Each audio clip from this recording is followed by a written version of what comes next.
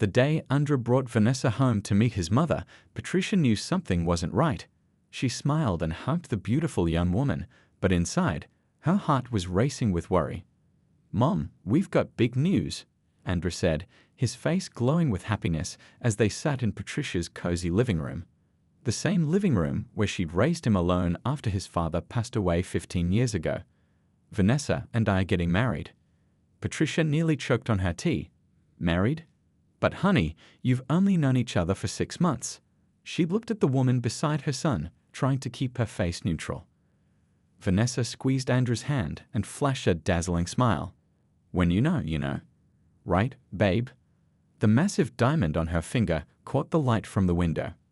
Andra, the successful CEO of Next Gen Technologies, had always been smart about everything except love. At 37, he built a company worth millions but had always been too busy for serious relationships. Until Vanessa appeared, seemingly out of nowhere. "Tell me again how you two met?" Patricia asked, setting down her cup to hide her shaking hands. At the charity gala for inner-city schools, Vanessa answered quickly. "I was volunteering at the registration table." "Funny, I thought you said you were there representing your marketing firm," Patricia said, remembering their first conversation. The slight hesitation before Vanessa's laugh didn't escape Patricia's notice. "I was doing both that night. Volunteering and networking. I'm always multitasking." Later, after dinner, when Vanessa went to the bathroom, Patricia whispered to her son, "Don't you think this is moving too fast?" Andrew's face hardened. "Mom, I thought you'd be happy for me. Vanessa is amazing. She supports my dreams. She understands my crazy schedule. Do you know how hard it is to find someone who gets what it means to be a black man in my position? I just want to make sure she loves you for you, not for what you have," Patricia said softly. "That's offensive, Mom. Vanessa has her own money. She doesn't need mine." But something about Vanessa's stories didn't add up. The marketing firm she claimed to work for had no website. Her social media only went back 8 months, and she always changed the subject when asked about her family. After they left, Patricia couldn't sleep. She stared at the ceiling fan spinning above her bed, the same fan that had hummed through nights when she'd worried about paying bills, about raising a black son in a world that wouldn't always be kind to him, about all the things mothers worry about. She'd protected Andra his whole life. She wasn't about to stop now. The next morning, Patricia called her old friend Dwayne, who still worked at the newspaper where she'd been an investigative reporter for 20 years before retirement. "I need your help looking into someone," she said when he answered. "Still getting into trouble, Pat?" Dwayne laughed. "Who's the target?" "My future daughter-in-law," Patricia replied, her voice grim. "Something's not right, and I need to figure it out before Andra makes a huge mistake." Dwayne went quiet for a moment. "You know Andra won't like you snooping." "If I'm wrong, he'll never know," Patricia said. "But if I'm right," she couldn't finish the sentence. As she hung up the phone, Patricia noticed her hand was steady now. The doubt was gone, replaced by determination. For 37 years, she'd trusted her gut when it came to protecting her son. This feeling gnawing at her wasn't just the worry of a mother watching her child grow up. It was the same instinct that had helped her break big stories during her journalism days. Patricia walked to her closet and pulled out an old box labeled Reporter Days. Inside was her notebook, recorder, and the small camera she once used for undercover work. She might be 62, but she still knew how to uncover the truth. "Hold on, baby," she whispered, thinking of Andra. "Mama's going to make sure this woman is who she says she is." And with that, Patricia began planning something she never thought she'd do: go undercover to investigate her own son's fiancée. Patricia stared at her reflection in the mirror. The woman looking back at her wasn't the same person her son, Andra, knew as Mom. Her salt and pepper hair was now hidden under a sleek brown wig with subtle highlights. Glasses she didn't need perched on her nose, changing the shape of her face. Designer clothes replaced her usual comfortable outfits. She barely recognized herself. "You look like one of those rich ladies who lunch," Dwayne said, leaning against the doorframe of her bedroom. Patricia turned, adjusting the unfamiliar weight of the wig. "That's exactly the point. I need to become Eleanor Wilson, wealthy widow with too much money and too much time." Dwayne frowned, crossing his arms. "You know, this plan is pretty extreme, Pat. Have you considered just hiring a regular private investigator and staying out of it? I did hire one, Patricia replied, picking up a folder from her bed. He'd found some concerning gaps in Vanessa's history, but nothing concrete. No real proof of who she is or where she came from. She flipped through the pages. 3 different last names in 5 years. No college records matching what she told Andra. And look at this. She claimed to work for Thompson Marketing for 4 years, but the company has only existed for 18 months. That's suspicious, but still not proof she's after Andrew's money, Dwayne pointed out. Patricia closed the folder with a snap. That's why I need to see for myself. I need to offer her something more tempting than my son and see what she does. The plan had taken 2 weeks to set up. First, Patricia had withdrawn most of her retirement savings to rent a luxury apartment across town under the name Eleanor Wilson. Then she'd bought an entirely new wardrobe, practiced speaking in a slightly different accent, and created business cards for a fake investment company. Now came the hardest part, creating a situation where Vanessa would cross paths with Eleanor without suspecting anything. "You're sure this will work?" Patricia asked, suddenly nervous. Dwayne nodded. "My friend at the employment agency promised to put your job listing at the top of Vanessa's recommendations. The salary offer is twice what she claims to make now. If she's really after money, she won't be able to resist." Patricia took a deep breath. What if she recognizes me? In that getup? Your own son wouldn't know you if he passed you on the street, Dwayne reassured her. Besides, people see what they expect to see. Vanessa isn't looking for her future mother-in-law to be posing as a rich widow. The next day, Patricia sat in her temporary apartment, surrounded by rented luxury furniture.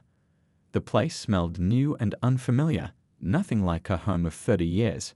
Her hands trembled slightly as she heard the doorbell ring. "You can do this," she whispered to herself before opening the door. Vanessa stood there, dressed in a perfectly tailored suit, her smile professional and confident. Not a single flicker of recognition crossed her face. "Mrs. Wilson? I'm Vanessa Jones from the agency. I'm here about the personal assistant position." Patricia felt a strange mix of relief and sadness. She'd been holding on to a small hope that she was wrong, that Vanessa would somehow recognize her despite the disguise, because someone truly in love with Andrew would sense the connection. But Vanessa saw only what she wanted to see, a wealthy older woman who might become her next meal ticket. "Please come in," Patricia said in the slightly higher, more refined voice she'd been practicing, "and call me Eleanor." Over the next hour, Patricia watched as Vanessa charmed and impressed, telling stories about her extensive experience managing calendars for executives and coordinating high-profile events. She described a background in luxury client relations that sounded impressive, but contradicted everything she told Andrew about working in marketing. "Your references are quite impressive," Patricia said, looking down at the resume. "Do you mind if I ask why you're leaving your current position? It says here you've been with Thompson Marketing for 4 years. Vanessa's smile didn't waver, but Patricia caught the slight tightening around her eyes. "The company is downsizing, unfortunately. And between us, I'm ready for something more exclusive. Working with a private client like yourself would be ideal." "I see," Patricia said, making a note. "And your schedule?" "I often need assistance on weekends." "Completely flexible," Vanessa replied without hesitation. "I have no commitments that would interfere with work." Patricia raised an eyebrow. "No commitments? What about planning a wedding with Andra?" As Vanessa continued talking, Patricia felt a cold knot forming in her stomach. Either her future daughter-in-law was the most accomplished liar she ever met, or Patricia was about to save her son from making the biggest mistake of his life.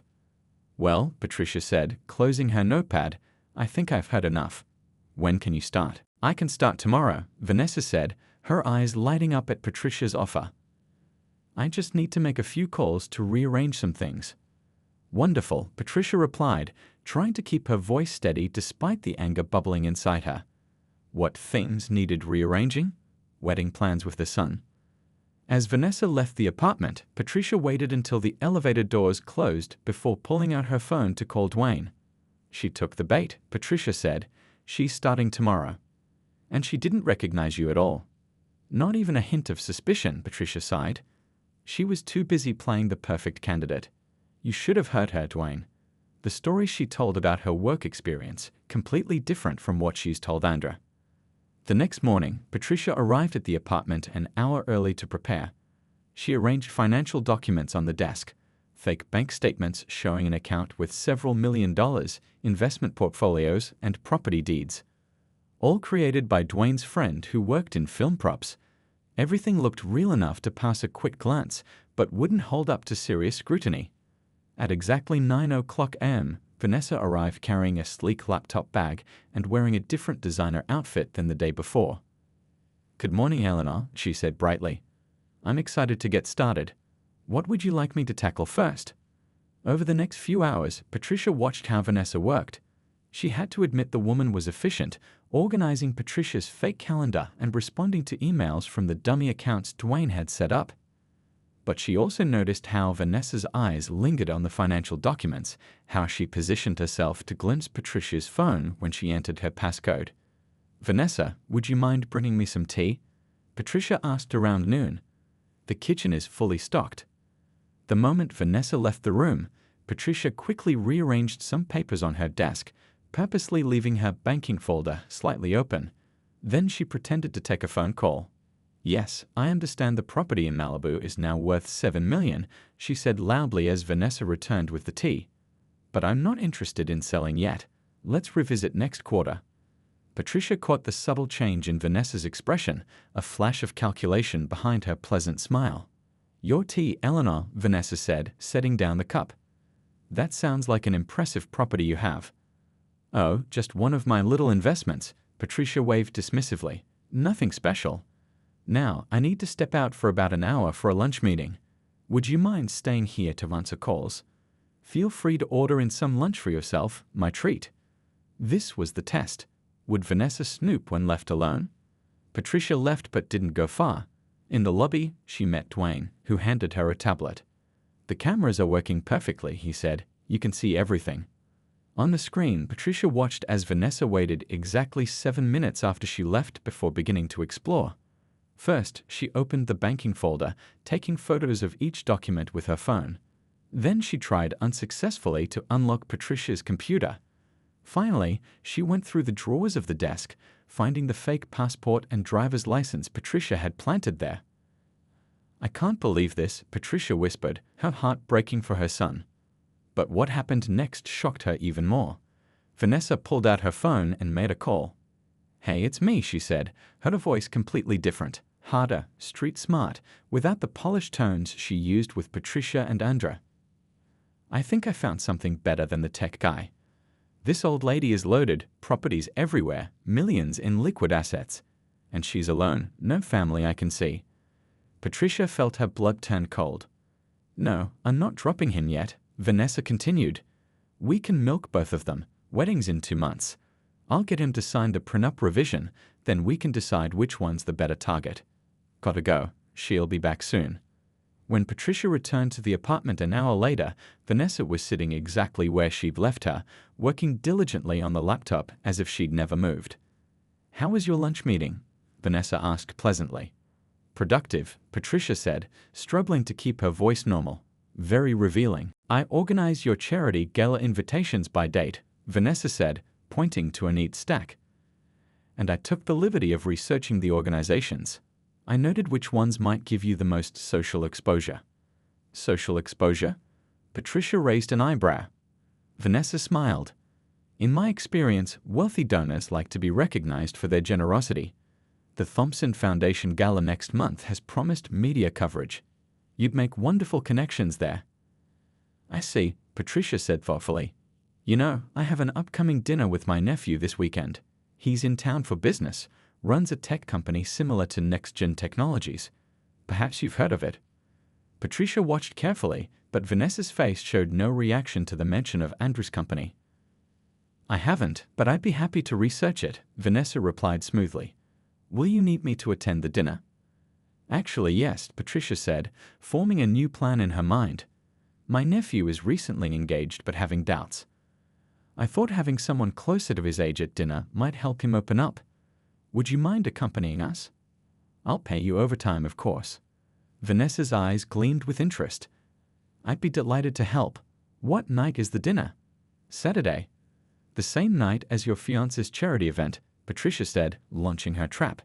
She knew from Andrew that he was hosting a fundraiser that night and that Vanessa had promised to be there.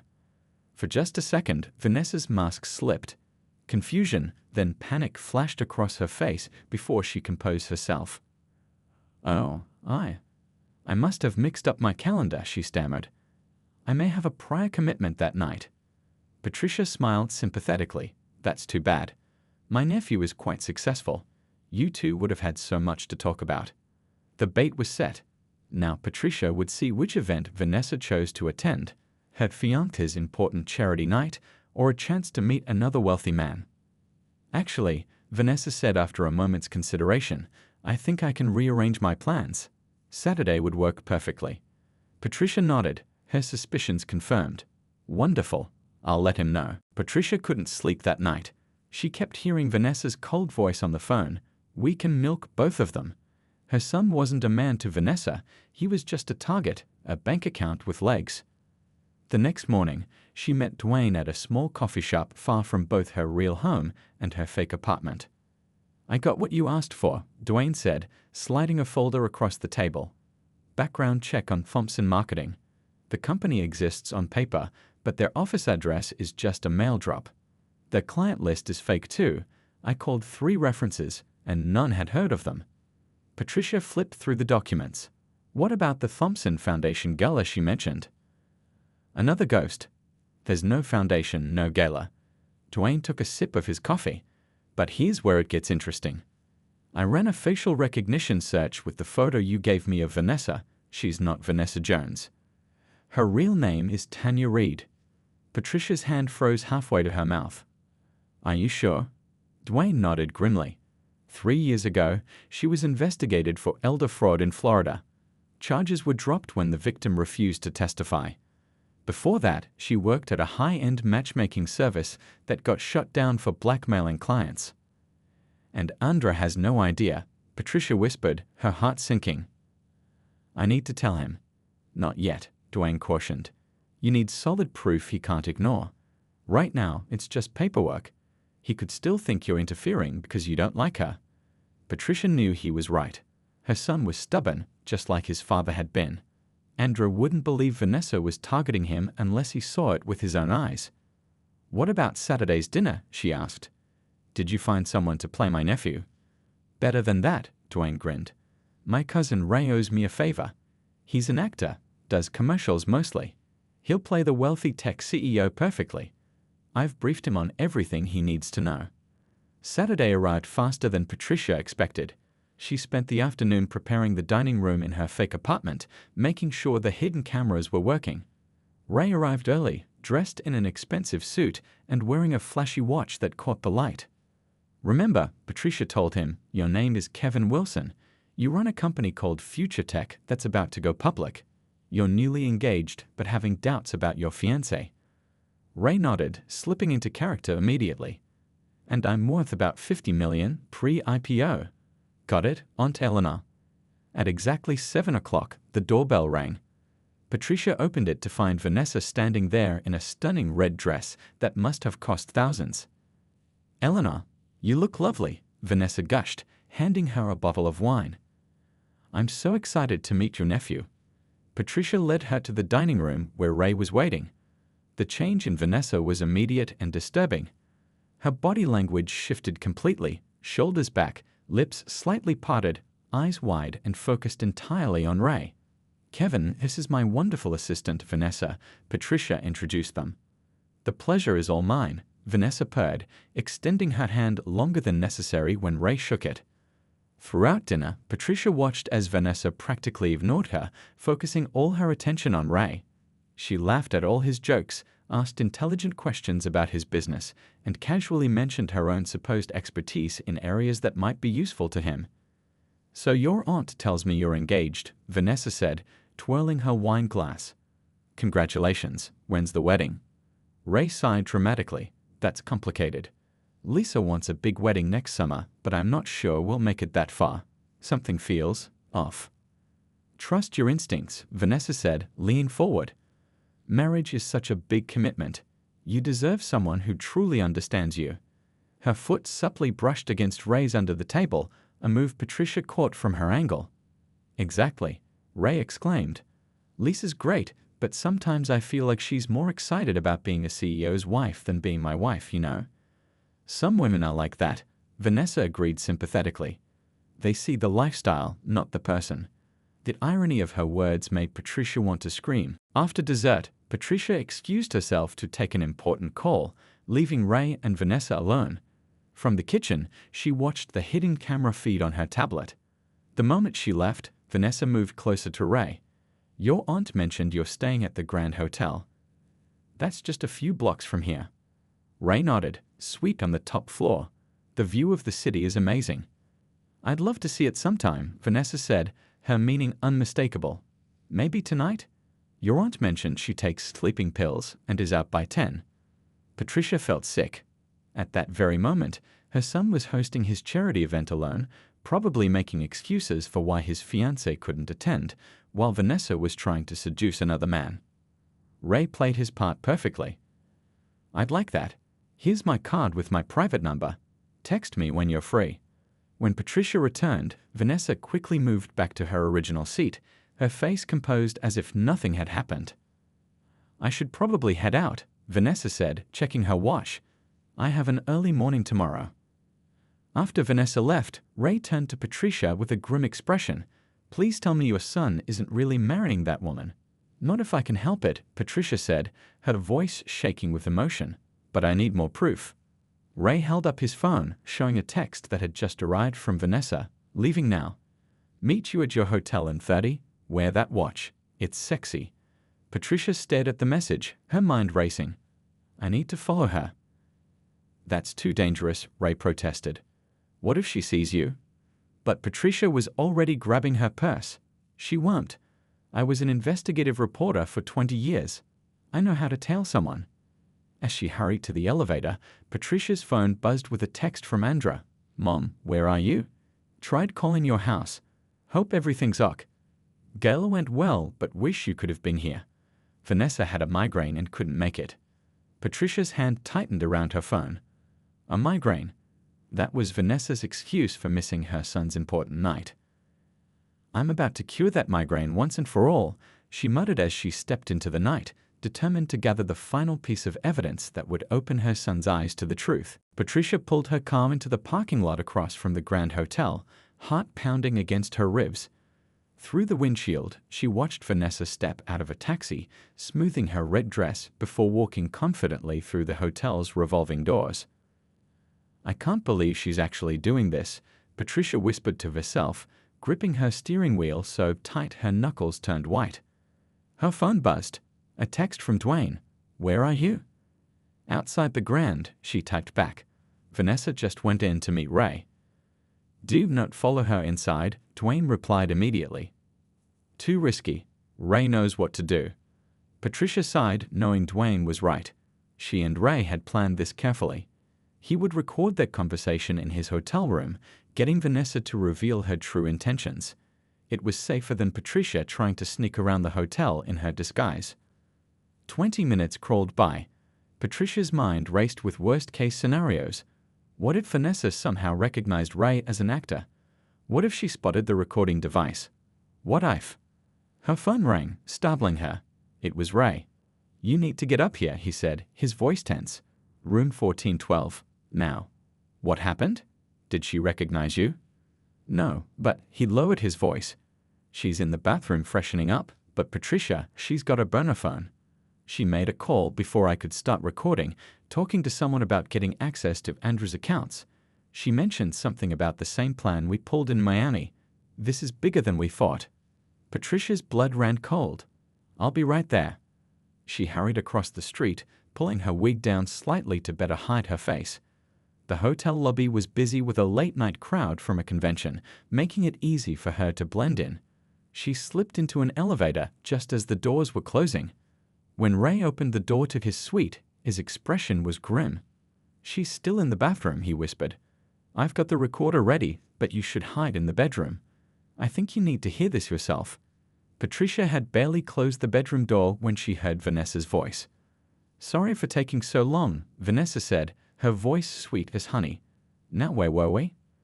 From her hiding spot, Patricia could see through the cracked door as Vanessa sat too close to Ray on the couch. She'd refreshed her lipstick and let her hair down. "We were talking about your work," Ray said smoothly. "You mentioned you do marketing." Vanessa laughed, a practiced sound that Patricia had heard her use with Andra. "That's just my day job. I'm between opportunities right now." "Really? What happened with your last position?" Ray asked, offering her a glass of wine. "Creative differences," Vanessa said vaguely. "The CEO and I didn't see eye to eye on certain investments." Ray nodded sympathetically. "I understand. I've had to fire people who didn't align with my vision.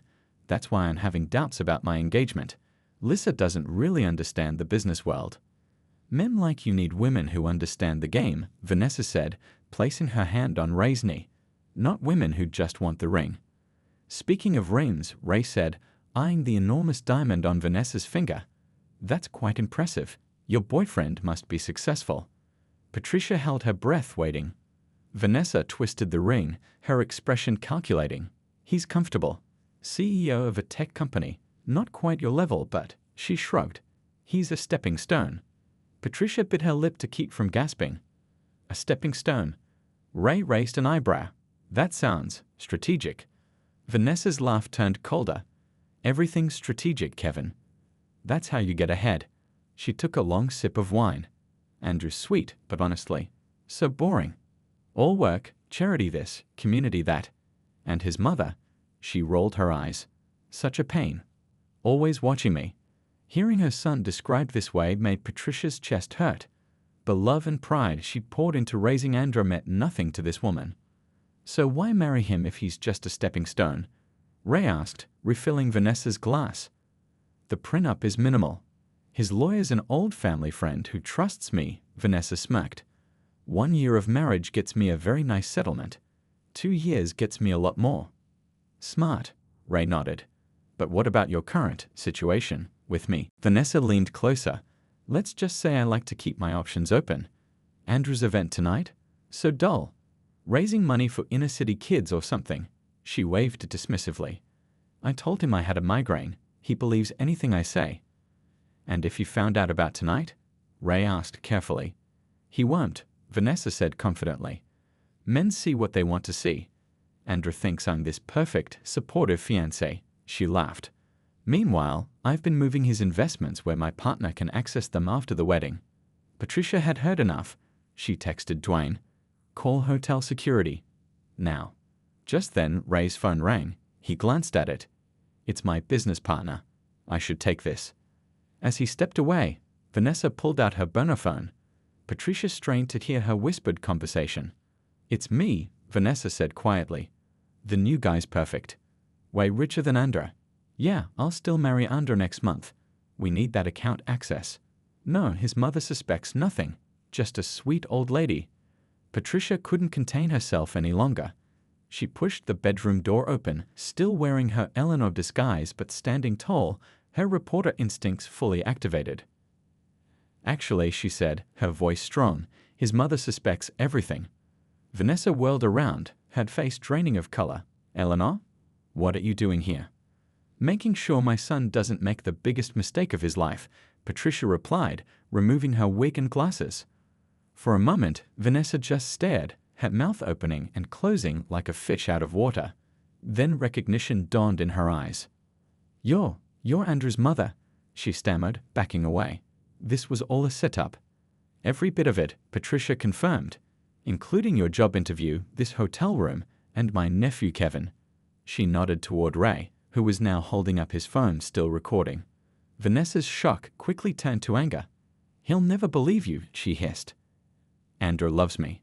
It's my word against yours, and you've been lying to him too, playing dress up like some crazy spy." "The difference is," Patricia said calmly, "I did it to protect him. You did it to rob him." Just then, there was a knock at the door. Ray opened it to reveal 2 hotel security officers and Dwayne. "This is the woman I called about," Dwayne told them. "We have evidence she's involved in an engagement fraud scheme targeting wealthy individuals." Vanessa looked frantically around the room, like a cornered animal. "This is ridiculous. You can't prove anything.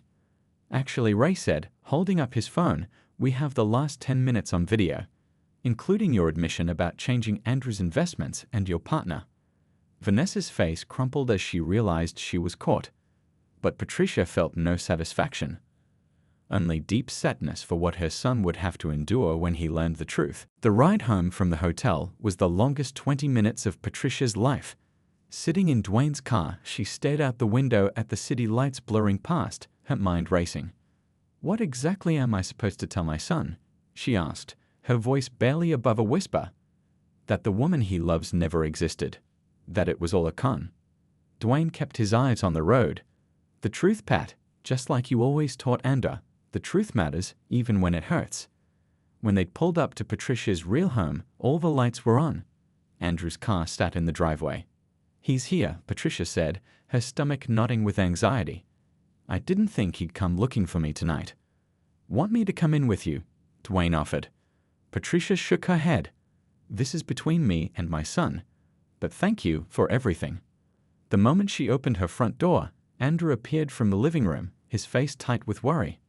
Mom, where have you been? I've been calling for hours. He stopped short, taking in her appearance, the fancy clothes, the makeup so different from her usual style, the wig she held limply in one hand. What's going on? Why are you dressed like that? Patricia took a deep breath. Honey, we need to talk. It's about Vanessa. Andrew's expression immediately changed from concern to wariness. Mom, I thought we were past this. I know you have reservations, but... Please, Patricia interrupted gently. Just listen, then decide. In the living room, Patricia told her son everything. The background check that revealed Vanessa's history of fraud, the fake job interview, the apartment she'd rented as Eleanor Wilson. With each revelation, Andrew's face grew more closed off, his jaw tightening. So you've been lying to me, he said when she paused. Playing detective because you couldn't accept my choice. And there's more, Patricia said, pulling out her phone. You need to see this. She played the video Ray had sent her, Vanessa in the hotel room, laughing about Andrew being boring, calling him a stepping stone, admitting to her plans for his money. Andrew watched in complete silence, his face unreadable. When Vanessa's voice said, he believes anything I say, he flinched as if he'd been slapped. When the video ended, the silence in the room was deafening. Patricia waited, her heart breaking for her son. Finally, Andrew stood up. I need to talk to her, he said, his voice flat. The police are questioning her about her partner, Patricia said. They think they're connected to other fraud cases. I don't care, Andrew replied, grabbing his keys. I need to hear it from her. Andrew. Don't follow me, Mom, he said, not unkindly but firmly. I appreciate what you did, but this is something I need to handle myself. After he left, Patricia sat alone in her living room, the house feeling emptier than it had in years. She picked up a framed photo from the side table, Ander at his college graduation, beaming with pride and hope. Her brilliant, kind son who had worked so hard for everything he had. Please be okay, she whispered to his image. Hours passed. Patricia tried to sleep but couldn't. Around 3 a.m, she heard a key in the front door. She rushed downstairs to find Ander standing in the hallway, looking utterly exhausted. She admitted everything, he said simply. His voice was hollow, his eyes red. Said I was an easy target because I was desperate to settle down and too trusting. He gave a bitter laugh. Guess she was right about that part. Patricia stepped forward and wrapped her arms around her tall son. For a moment he stood stiffly, then collapsed into her embrace like he used to do as a child after a bad day at school. I'm so sorry, baby, she whispered, feeling his shoulders shake. 2 weeks before our wedding, Andrew said, his voice muffled against her shoulder. All those plans, all those people we invited. What am I supposed to tell them? The truth, Patricia said, or as much of it as you want to share. Real friends will understand. Andrew pulled back, wiping his eyes. The police said there might be more victims. Other men she and her partner targeted. They want me to testify. Whatever you decide, I'm here, Patricia assured him. Andrew nodded, then gave a small, sad smile. You know, part of me is angry that you went behind my back with this whole undercover thing. Patricia's heart sank. I'm sorry. I just couldn't find another way to make you see. Let me finish, Andra said, taking her hand. Part of me is angry, but a bigger part is grateful.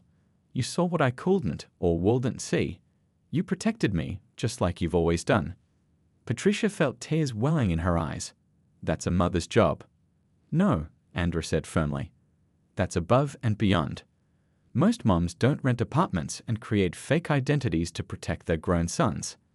Despite everything, they both laughed, a small, fragile moment of lightness in the darkness. The wedding venue, Andra suddenly remembered. I need to cancel and return all those gifts. Tomorrow, Patricia said, leading him toward the kitchen. Right now, you need tea and rest. Everything else can wait until morning. As she put the kettle on, Andra sat heavily at the kitchen table, the same table where they'd eaten thousands of meals together, just the two of them against the world. How did you know? He asked suddenly. Right from the beginning, how did you know something was off about her? Patricia thought for a moment. Mother's intuition, I guess. Some things you just feel in your gut. Well, Andra said quietly, your gut saved me from making the biggest mistake of my life. In that moment, looking at her heartbroken but resilient son, Patricia knew they would get through this, just as they'd gotten through every other challenge life had thrown their way. Together, 6 months passed since the night that changed everything.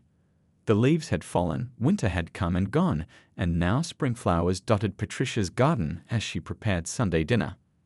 Through the kitchen window, she watched Andra kneeling in the backyard, planting tomato seedlings in the raised beds they'd built together last month. Gardening had become his therapy, a way to create something beautiful after so much destruction. The doorbell rang, interrupting her thoughts. I'll get it, Andra called, wiping his hands on his jeans as he came inside. Patricia smiled, grateful for these small moments of normalcy. The weeks after the confrontation with Vanessa had been brutal. Andra had to face their friends and family, cancel wedding arrangements, and deal with the whispers and pitying looks. Worst of all was the business side, discovering that Vanessa had indeed accessed some of his company files and accounts, requiring security overhauls and legal intervention. But slowly, life had found a new rhythm. Look who's here, Andra said, returning to the kitchen with Dwayne and Ray. Right on time, Patricia said, giving each man a warm hug. Dinner's almost ready. These Sunday meals had become a tradition. Ray, who had started as a hired actor but became a true friend through the ordeal, brought a bottle of wine to the table.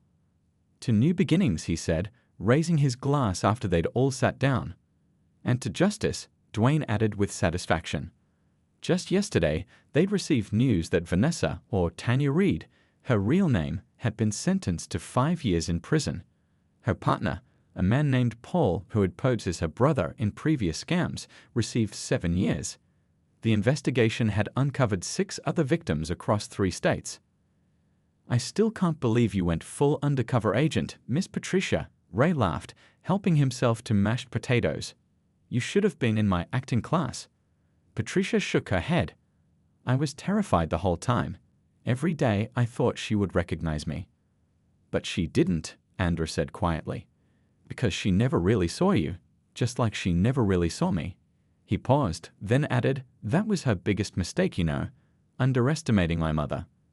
Patricia reached over to squeeze her son's hand. The pain wasn't gone from his eyes, but something else lived there now too, wisdom, strength, and a cautious hope. Any news on the business front? Dwayne asked, changing the subject. Andrew's face brightened. Actually, yes. The community center project is finally approved. We break ground next month. This was the silver lining that had emerged from the darkness.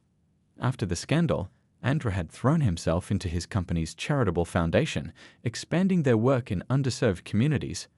The Tech Training Center for Youth had become his passion project, something genuine and meaningful to replace the sham relationship that had nearly destroyed him. And Andrew continued with a small smile. I've been talking with that new board member I mentioned. Zoe, she's heading up the center project with me. Patricia hid her smile behind her napkin. She'd met Zoe twice now, a brilliant, kind woman who looked at Andrew like she actually saw him, not his bank account. Speaking of new beginnings, Ray said, turning to Patricia, have you decided about the job offer? Andrew looked at his mother in surprise. What job offer? Patricia hadn't mentioned it yet, uncertain herself. The newspaper asked if I'd consider writing a consumer protection column, warning people about scams, frauds, that sort of thing. Based on your amazing detective work, Dwayne added with a grin. Mom, that's perfect for you, Andrew exclaimed. All those years as a reporter, plus your recent field experience. They all laughed, and Patricia marveled at how they could now find humor in what had been so painful. That was healing, she supposed. After dinner, as Dwayne and Ray helped clear the table, Andrew pulled his mother aside onto the back porch. The spring evening was cool but pleasant, fireflies just beginning to dot the yard. I never properly thanked you, he said, leaning against the railing. You don't have to. No, I do, he insisted. What you did was incredible. Crazy and a little over the top, but incredible. He smiled. Dad would have been proud.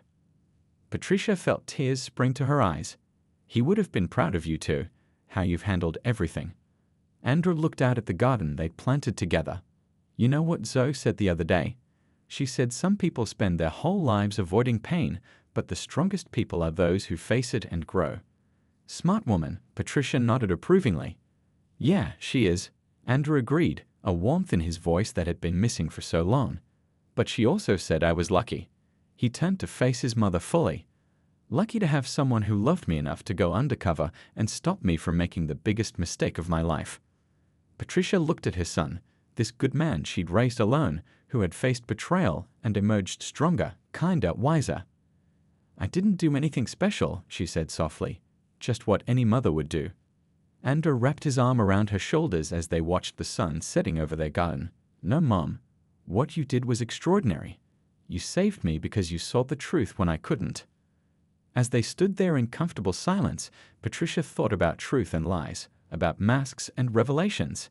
Vanessa had worn a mask to hide her true self, while Patricia had worn a disguise to reveal the truth. In the end, love had been the difference, real love that protected, that persevered, that saw clearly.